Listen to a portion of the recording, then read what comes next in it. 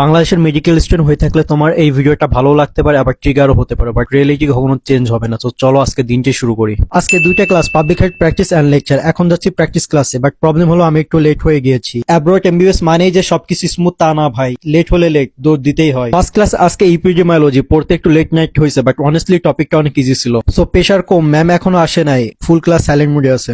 এইদিকে লিডার ফোনে non stop কথা বলতে আছে অ্যাজ ইউজুয়াল, যেটা ওর কাজ। আর অন্যদিকে অলরেডি আমার আরেক বন্ধু রিলিজ কল করা শুরু করে দিয়েছে, কারণ আজ ফার্স্ট ক্লাস আর প্রেশার অনেক কম। আর এইদিকে আমার বন্ধু তিতি তো হাফ ঘুমিয়ে আছে, সে হ্যালো দিচ্ছে কিন্তু তার চোখ একটা অফ। হঠাৎ ম্যাম ক্লাসে ঢুকে স্ট্রেট বলে সারপ্রাইজ রিটেন টেস্ট হবে আজ, পুরাই বুম। ক্লাসের মুড একেবারেই চেঞ্জ। যেগুলো পড়েছিলাম রাতে সেগুলো রিভিশন দিয়ে রিটেন শুরু করলাম। অনেস্টলি বলতে একটা কোশ্চেন বাদে বাকি সব ঠিকঠাক ছিল, এখন একটু রিলিফ ফিল হচ্ছে। কপি চেক করে ব্যাক দিল, রিভিউ করতে বলেছে, মিস্টেক গুলো দেখতেছি। বাই দ্য ওয়ে, লাস্ট ভিডিওতে অনেক বাংলাদেশি স্টুডেন্ট ট্রিগার হয়ে গেছিল যখন আমি বলেছিলাম বাংলাদেশে ক্লিনিক্যাল এক্সপোজার অনেক কম। বাট ভাই অনেস্টলি বলেছি আমি, বাংলাদেশে সি ক্যাটাগরি প্রাইভেট মেডিকেল বা অনেক পাবলিক মেডিকেলও দেখে নিজের চোখে কম্পেয়ার করেন। ইমোশন বাদ দিয়ে রিয়েলিটি অ্যাকসেপ্ট করা শিখুন। এই চুতি আহিমেলাই শালা ম্যামরা তো জ্বালাস কেন?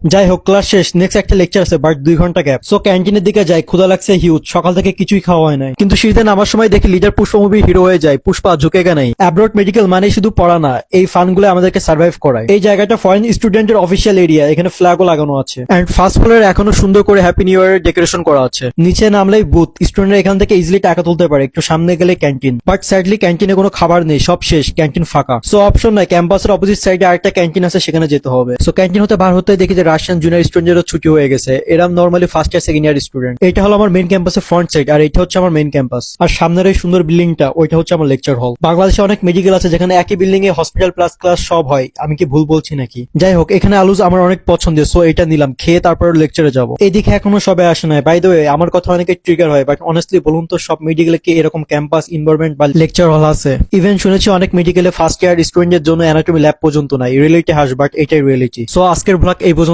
এমন ডেইলি ব্লগ দেখতে চাইলে অবশ্যই ফলো করবেন। ট্রিগার হলে কমেন্ট করবেন, এগ্রি করলেও সেটা জানাবেন। This is for today. Stay consistent, future doctors, by.